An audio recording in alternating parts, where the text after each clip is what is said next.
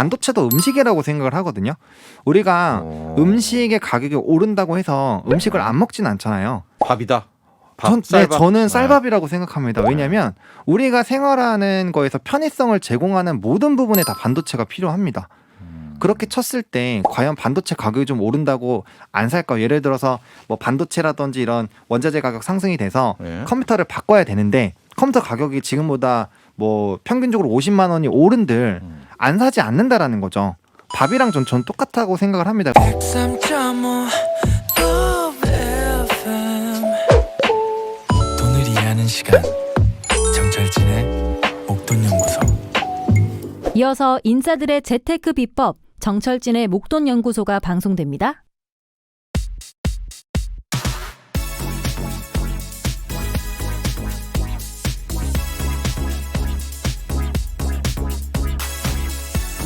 국내 5G 안 터지는 게 당연했다. 이 제5세대 이동통신 서비스 5G 현재 대략 2,200만 명 정도가 이용하고 있는데요. 자, 그런데요, 이 대부분 사용자가 기존의 4세대 LTE와 이 5G 간의 품질 차이를 못 느끼고 있습니다. 이유가 있었는데요.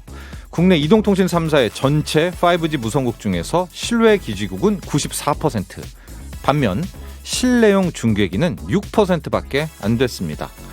참고로 현재 이 LTE 실내 중계기가 33% 정도니까요. 이에 비하면 턱없이 부족했고 결국 서비스 품질은 떨어지게 된 거죠. 게다가 진짜 5G 기지국이라고 할 수 있는 28GHz는 아직 매우 부족한 상태입니다.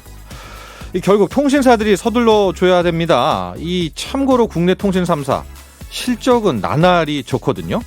작년만 봐도 이 합산 영업이익 4조 원을 넘기는 역대급 기록이었습니다. 반면에 설비 투자액은 2019년 당시만 해도 9조 원을 넘었던 게 오히려 8조 원대로 줄고 있고요. 5G 이게 돼야 자율주행도 하고 무인 드론도 산업화가 됩니다. 4차 산업혁명의 기본이 또 5G 서비스고요. 우리 국내 통신사들 이제 코로나19도 좀 잡혀가니까요.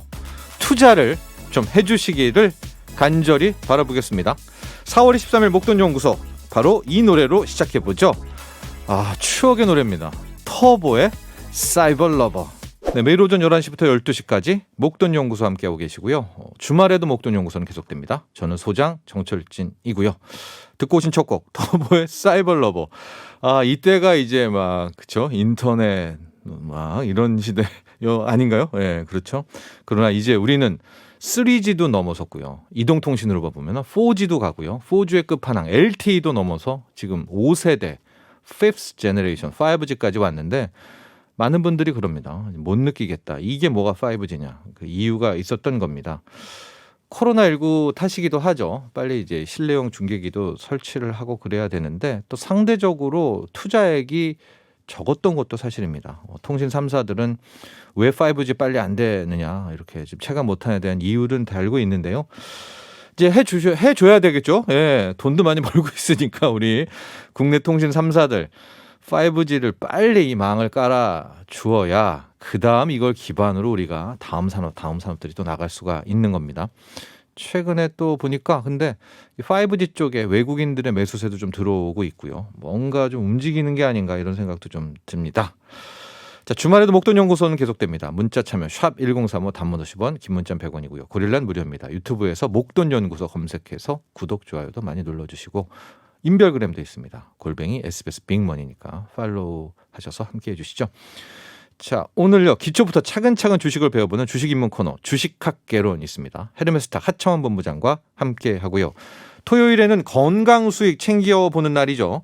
건강한 투자를 위한 코너 돈이 보감 있습니다. 한의사 민예은 원장과 함께합니다.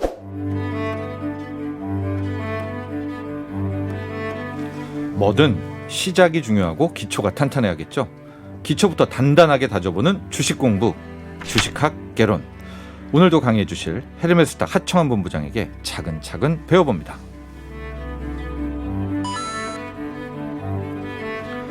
네, 헤르메스타 하청원 본부장 스튜디오에 나와 계십니다. 안녕하십니까? 네, 안녕하십니까? 네, 날씨가 너무 좋다고 느끼고 있죠. 맞습니다. 네. 네. 그럴 때는 이제 외롭죠. 그렇죠. 네. 그런데 왜 어떤 좀 행동에 나서질 않는 거죠? 연애를? 그러니까요. 네. 근데 이 연애라는 게 네. 정말 어려운 것 같습니다. 아무래도 이 과거에 우리가 네. 학생 때나 이럴 때는 네. 사실 이성을 접할 기회가 굉장히 많잖아요. 근데 쉽지가 점점 이 폐쇄적인 흐름으로 가는 것 같아서 네. 사실 새로운 사람들을 뭐가 만나기 폐쇄적인 어렵다. 흐름으로 가고 있죠? 네. 예? 어떤 게? 그러니까 만날 수 있는 사람의 폭이 네. 모르겠어요. 제가 외부 활동을 잘 안 해서 그런지 모르겠는데 음. 굉장히 제한적이다. 그래서 일터에 있는 사람이랑 예. 만날 수도 없고 예. 아무래도 좀 이게 지장이 있을 수 있으니까 그래서 그런 식으로 하다 보니까 없다라는 됐다. 식으로 되더라고요. 네. 결국 주식에만 몰두하게 된 하청원 본부장. 자만추라고는 아시죠? 그렇죠. 네. 그거 있습니다. 자만추를 원하시죠? 맞습니다. 그러려면은 좀 여기저기 외부 활동을 해야 될 것 같은데요. 그게 맞는데 네. 참 이제 자만추들의 이 안 좋은 버릇이라고 해야 될까요? 그러니까 말씀하신 것처럼 자만추면은 자연스럽게 만날 수 있는 자연스러운 만남 추구입니다. 그렇죠. 여러분. 그거를 늘릴 수 있는 이 기회를 만들어야 되는데 예. 그걸 만들지 않으면서 자만추를 원하니까 안 되는 거죠. 안 될 수밖에 없는 구조로 가고 있습니다. 안타까운 봄이 가고 네. 있습니다. 우리 집에서 주식과 나홀로 연애를 하고 있는 하청원 본부장. 네, 오늘은 여러분들도 정말 궁금해하실 이야기고요. 네, 그렇죠. 대한민국의 500만 명 이상, 지금 600만 명도 된다라고 하는데 투자하고 있는 삼성전자와도 관계가 아주 밀접한 테마입니다. 네. 바로 반도체 시장 어떻게 될까인데요. 네, 현재 필라델피아 반도체의 가격 추세도 그렇고요. 반도체 지수에 삼성전자, 하이닉스의 현재 가격을 봐도 그렇고요. 네, 뭔가 불안하다. 불안하다. 네, 그렇죠. 의견이 좀 많습니다. 그래서 오늘 부정적인 거, 긍정적인 거 다 이야기를 해주시고 네. 하청원 본부장 개인적인 의견까지 딱 정리. 알겠습니다. 부정적인 것부터 들어가죠. 네, 일단은 반도체 가격 하락 압력이 확대가 되고 있는 게 이제 부정론의 가장 주요 포인트입니다. 예. 뭐 이제 중국의 주요 도시가 지금 봉쇄가 됐고 뭐 일부 완화되는 흐름들이 있었지만 추가적으로 지금 봉쇄에 대한 이야기가 나오고 있거든요. 예. 그렇게 됐을 때는 뭐 자연스럽게 수요가 줄어들 수밖에 없고 뭐 공장이라든지 생산에 대한 또 차질들 굉장히 다양한 부분에서 반도체에 영향을 줄 수밖에 없습니다. 네. 그러다 보니까 우려가 확대가 되고 있고요. 그다음에 이제 매크로 변수들이라고 해서 우리가 반도체의 이 지표로 좀 삼는 지표들이 있잖아요. 예를 들면 이제 현물 가격.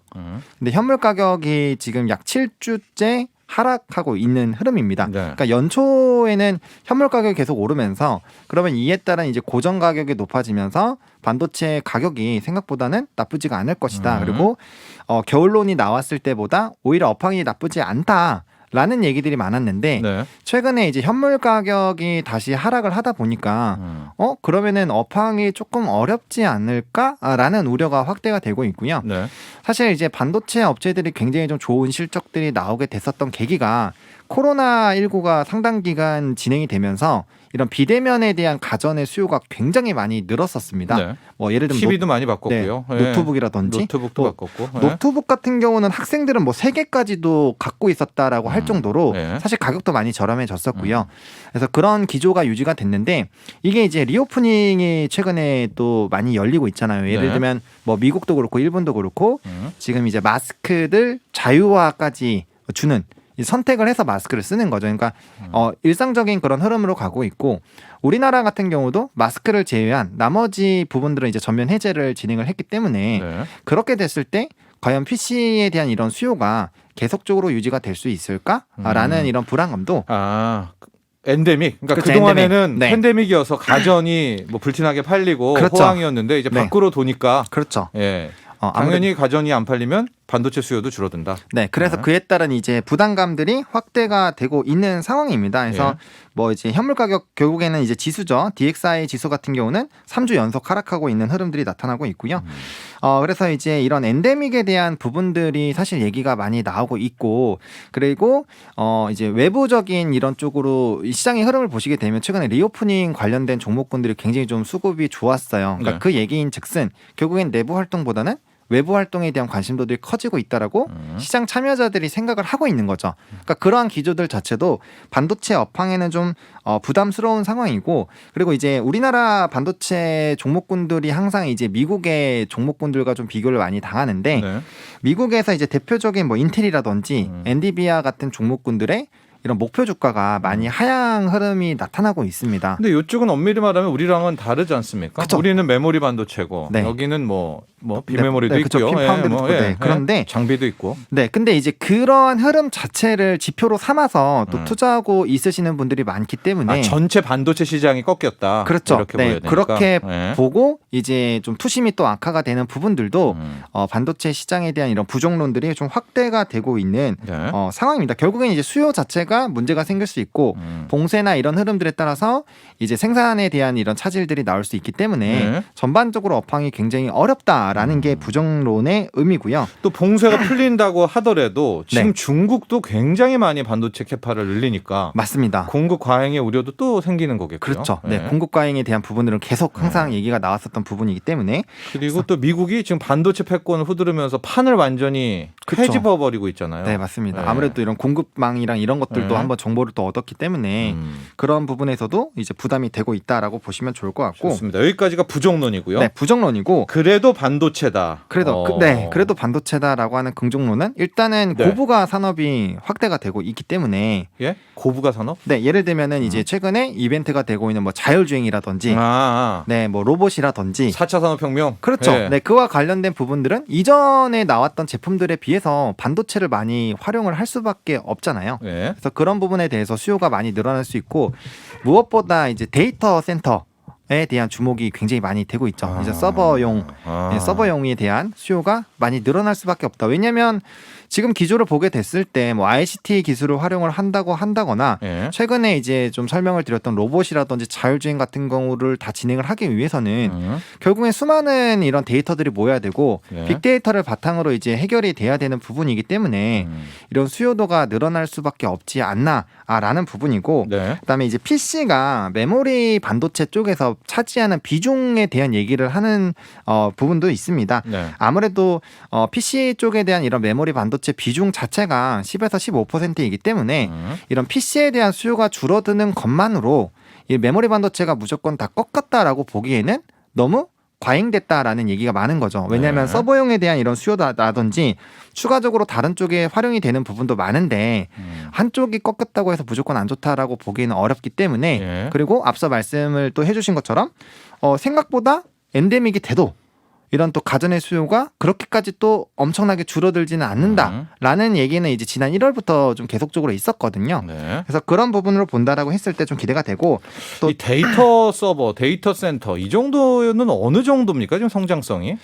성장성이 저는 되게 크다라고 봅니다. 네. 왜냐하면 앞으로 우리의 삶은 결국엔 데이터와 데이터가 연결되는 삶이지 않을까라고 생각이 들거든요. 저 빅데이터. 네, 네. 데이터가 하청환을 결정한다. 그렇죠. 네. 왜냐하면 저번에도 한번 말씀드렸다시피 우리가 하나의 이 좋아하는 걸 딱 찾으면 네. 알고리즘을 다 분석을 해서 맞아요. 우리가 좋아하는 것들을 다 이렇게 제공을 하잖아요. 네. 그런 것들로 이제 매출도 늘어나고 좋은 모습들이 나타나기 때문에 사실 그런 산업들이 발전이 되는 거죠. 하청환 본부장의 모든 데이터를 넣는 거예요. 그 솔루션에. 그렇죠. 네, 맞습니다. 하청환 본부장의 언제 네. 이 연애를 시작하나 그녀가 나타나는가 띠리리리 돌리는 거죠. 그 솔루션이 띠리 돌려서 2022년 12월 25일 그럴 수 딱 있습니다. 떨어지는 게 이게 이제 빅데이터의 핵심 아닙니까? 맞습니다. 예, 네. 예. 그래서 그런 쪽까지도 활용이 될 수가 있고. 맞아요. 엄청난 반도체 필요하겠네요. 그렇죠. 이상형 찾기도 활용을 할 수 있습니다. 네, 그래서 누굴 만난다. 그렇죠. 까지. 예. 어떤 스타일의 사람 만난다. 이제 예. 막 그 가상으로 이제 그림까지 다 그려주는 거죠. 네. 그래서 그런 부분으로 본다라고 했을 때 좀 긍정적이고, 네. 그다음에 이제 중국의 대규모 디지털 인프라 투자죠. 이제 동수서산. 동쪽에 있는 이런 부분들의 데이터를 이제 센터를 서부로 옮겨와서 확장을 하는 이런 인프라에 대한 부분들도 네. 사실 어떻게 보면 이 반도체 업계에 서버 수요를 네, 서버 수요를 늘릴 수 있는 부분이기 때문에 이 업계의 판 자체를 좀 뒤집을 수 있는 부분으로 좀 주목이 되고 있고 네. 이게 이제 진행이 언제 되는지 그리고 어떻게 되는지가 좀 중요할 수가 있겠죠. 그래서 이런 부분들로 그렇게까지 사실 우리가 걱정할 부분은 아니다. 라는 긍정론도 있는 상황입니다. 아주 직관적으로도요. 우리가 네. 사물 인터넷이잖아요. 온갖 사물에 다 인터넷이 있는 건데 다 온갖 사물에 반도체가 그렇죠. 들어간다면 네. 수요가 꺾일래야 꺾일 수는 없다. 네. 이렇게 직관을 할 수가 있는데 그럼에도 이 단기적으로는요. 이 이슈 어때요? 인플레이션. 과연 반도체 업종은 네. 고물가 업종이냐? 인플레이션을 이겨낼 수 있느냐? 그렇죠. 사실 이제 그 부분이 조금 부담이 되긴 하는데 예. 이제 인플레이션에 대해서 이런 제조하는 업체들이 음. 모두 다 자유로울 수는 없어요. 아무래도 영향을 받을 수밖에 없는데 네. 저는 그럼에도 불구하고 앞서 말씀드렸던 것처럼 수요가 계속 늘어날 수밖에 없는 구조이기 때문에 저는 반도체도 음식이라고 생각을 하거든요. 우리가 오. 음식의 가격이 오른다고 해서 음식을 안 먹진 않잖아요. 밥이다. 밥, 쌀밥. 저는 네. 쌀밥이라고 생각합니다. 왜냐하면 우리가 생활하는 거에서 편의성을 제공하는 모든 부분에 다 반도체가 필요합니다. 그렇게 쳤을 때 과연 반도체 가격이 좀 오른다고 안 살까? 예를 들어서 뭐 반도체라든지 이런 원자재 가격 상승이 돼서 네. 컴퓨터를 바꿔야 되는데 컴퓨터 가격이 지금보다 뭐 평균적으로 50만 원이 오른들 안 사지 않는다라는 거죠. 밥이랑 전 똑같다고 생각을 합니다. 그리고 앞으로 그러한 기술에 따라서 사람의 편의성 자체가 달라질 수 있다라고 한다라면은 반도체는 뭐 단기적으로는 당연히 인플레이션에 대해서 부정적인 영향을 받을 수 있겠죠. 뭐 수급이라든지 뭐 기본적으로 이제 기술주 같은 경우는 금리 인상에 따라서 수급 과거의 그런 흐름들 뭐 이제 돈을 이제 융자를 해서 이제 성장을 했었던 그런 과거 사례들이 있기 때문에 금리 인상이 되면 기술주는 안 좋다가 거의 공식화돼 있잖아요. 네. 그런 부분에서는 단기적인 투심 악화가 나타날 수 있지만 네. 결국에는 앞으로 이제 구조화적으로 성장하고 있는 산업군들을 지켜보게 됐을 때는 인플레를 이긴다. 이길 수밖에 없지 않을까라고 생각합니다. 그러니까 결국엔 동행하는 거죠. 이긴다라기보다는 네. 충분히 동행하면서 그 안에서의 성장성을 바탕으로 기업들이 성장할 수 있지 않을까라고 생각을 하고 있습니다. 네, 그거는 이제 우리 하창 본부장의 네, 생각이죠. 저의 사견입니다. 하창 본부장의 네, 생각입니다, 여러분. 뭐 이게 이제 정답이다 이렇게 생각하시면 안 되고요. 그렇죠. 네. 끝으로 좀 살펴볼 게 이제 많은 메모리 반도체, 특히 SK 하이닉스 쪽 투자하시는 분들, 애널리스트도 네. 많이 얘기하는 것이 DDR5가 이제 등장을 하면 네. 이게 이제 전체 판도를 바꿀 것이다라는 네. 건데 우선 DDR5 간단하게 좀 설명해 주시고 네. 실제 시장 전망은 어떻게 될지. 네, 일단 DDR5는 이제 DDR4죠. 2013년에 출시했던 이제 있는 디램 반도체 규격이라고 보시면 되는데 네. 일단은 올해 초에 이제 인텔에서 12세대의 그 이제 탑재가 되기 시작을 했습니다. 그래서 앞으로의 좀 판대를 좀 돌릴 수 있지 않을까라고 보고 있는데 그 이유가 DDR5가 이전에 이제 지금 사용하고 있는 DDR4 대비했을 때 일단 2배 정도 이상의 데이터 처리 속도가 빠르다라고 합니다. 네. 앞으로 우리가 자율주행이라든지 이런 뭐 로봇이라든지 뭐 빅데이터를 방대한 데이터가 더 늘어나기 때문에 네. 결국엔 데이터 처리에 대한 속도가 더 많이 필요하게 되겠죠. 기억 사이즈 자체도 커지잖아요. 네, 사이즈 자체도 굉장히 용량도. 커집니다. 네. 네, 용량 자체도 네. 이제 이 하이닉스 같은 경우가 업계 최대 용량이죠. 234GB DDR5 제품을 또 샘플을 또 출시를 했었거든요. 그래서 예. 용량도 커지고 이런 데이터에 대한 이제 속도도 빠르고, 속도도 처리 빠르고 속도. 네, 네. 처리 속도도 빠르기 때문에 긍정적일 수밖에 없고요. 그다음에 25년 정도가 됐을 때 네. DDR4에 대한 비중의 이제 한 40% 정도는 DDR5 쪽으로 넘어갈 수 있지 않을까라는 교체된다는 거죠. 그쵸. 네. 네. 네. 과거에서도 이제 3에서 4로 넘어오고 이렇게 했으니까 네. 그런 이제 흐름들로 점진적으로 이제 교체가 되는 거죠. 그러면서 이제 앞으로 우리가 활용할 수 있는 이런 고부가 산업들이라든지 이런 기대감이 좀 커질 수가 있는 상황이고 네. 내년까지 지금은 한 4.7% 정도라고 하는데 내년이면 한 20% 정도까지도 그러니까 시장의 규모가 굉장히 좀 빠르게 커지는 거죠. 그렇죠. 그래서 그러한 네. 기조를 보게 됐을 때 좀 턴을 할 수 있는 하나의 좀 어떻게 와일드 카드가 될 수 있지 않을까라고 보고 있고 네. 뭐 삼성전자에서도 DDR5 비전 영상을 이번에 실적 발표할 때 공개를 했었고 네. 뭐 하이닉스 쪽에서도 이런 조기 보급에 대한 적극적인 흐름들을 보여주고 있는 상황이기 때문에 앞으로 DDR5가 반도체 쪽에서 항상 얘기가 나오잖아요. 하나의 턴을 할 수 있는 네. 티켓이 될 수 있다라는 얘기처럼 그리고 이전에 이런 DDR 세대가 바뀌었을 때 이 반도체 흐름들을 보시게 됐을 때 어땠어요? 굉장히 큰 폭으로 성장을 했습니다. 성장할 수밖에 없죠. 왜냐하면 이게 이제 세대 자체가 다 교환이 되는 거기 때문에 기존에 있던 걸 다 갈아 끼운다라고 보시면 됩니다. 수요가 계속 나오는 거죠. 네, 수요가 교체 계속 수요가. 나올 수밖에 없죠. 네. 그래서 그런 기조를 보게 됐을 때는 좋을 수밖에 없지 않을까라고 생각을 하고 있습니다. 좀 얘기를 들어보면은요. 네. 뭐 SK 하이닉스도 마찬가지고 삼성전자도 정말 밝게만 느껴져요. 하고 왜 손자에게 물려줘야 될 것도 같은데. 네. 그런데 현재 주가는 왜 이렇다고 생각하십니까? 왜? 왜? 일단은 한마디로 정의하면은 이 반도체 대표 종목군들은 지수의 채널링이 너무 많이 됩니다. 그러니까 외국인 무슨 수급에 얘기입니까? 예. 외국인 수급에 영향을 많이 받을 수밖에 없죠. 그러니까 그 두 가지 종목의 시가총액을 합하시면 코스피의 약 4분의 1 정도 25%? 네, 25% 정도가 됩니다. 그러면 이 외국인의 수급이 이탈이 되면 우리나라 증시 자체가 외국인의 수급이 굉장히 많기 때문에 네. 특히나 삼성전자의 최근의 수급 흐름을 보시면 외국인이 정말 많이 매도를 하고 있거든요. 그래서 그런 기조로 보게 됐을 때 지수가 결국엔 빠지는 것이 반도체 업황에 영향을 줄 수밖에 없다. 왜? 시가총액이 시장에 굉장히 많은 비율을 차지하고 있고 네. 삼성전자 자체에 굉장히 많은 외국인이 있었기 때문에 네. 결국 시장에서 외국인이 빠져나가게 된다면 외국인 비중이 가장 높은 삼성전자부터 많이 빠질 수밖에 없고 그러면 그 빠지는 물량을 사실 다른 사람들이 사줘야 주가가 안 떨어지는데 네. 사주기보다는 관망을 한다라는 거죠. 지금 개인들이 사주고 있죠. 사주고는 있는데 사실 그 물량이 예. 다 받아주고 있지는 못하거든요. 그러니까 이제 주가가 하락을 하신다고 보면 될 것 같고요. 그래서 어떻게 해야 됩니까, 그럼? 저는 사서 모아야 된다고 생각합니다.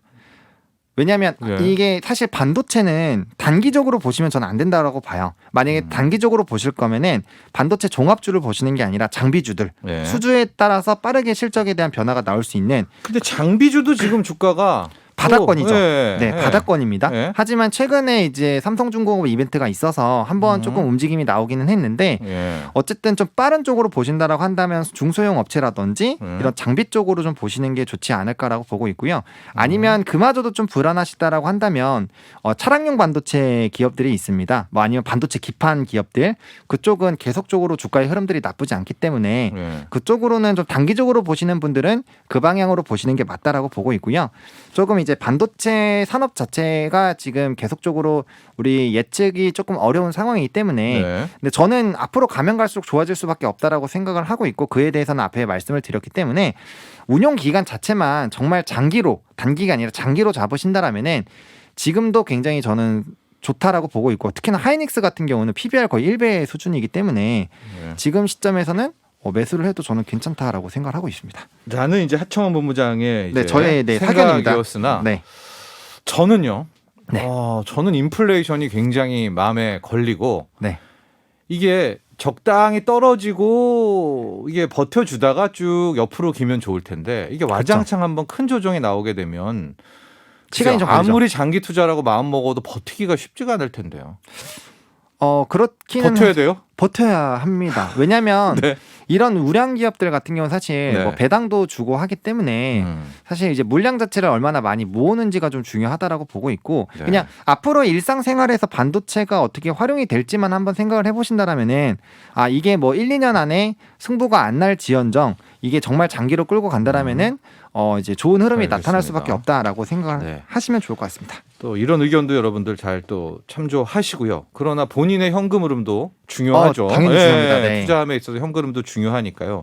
또 더 유지할지 일정 부분 또 뭐 손절이나 뭘 할지 이런 것들에 대한 투자에 대한 판단은 더 많은 각자의 그렇습니다. 그렇죠. 네. 의견들을 고민을 좀 한번 반영을 해보시고. 네. 하셔야 될 것 같아요. 자, 오늘 좋은 봄 날씨에 우리 하창원 본부장과 함께했어요. 여기까지 네. 할게요. 감사합니다. 네, 감사합니다. 네, 헤르메스타 하창원 본부장이었습니다. 나도 부자 되고 싶어서 라디오를 켰어 정확하고 철저한 정철진의 목돈 연구소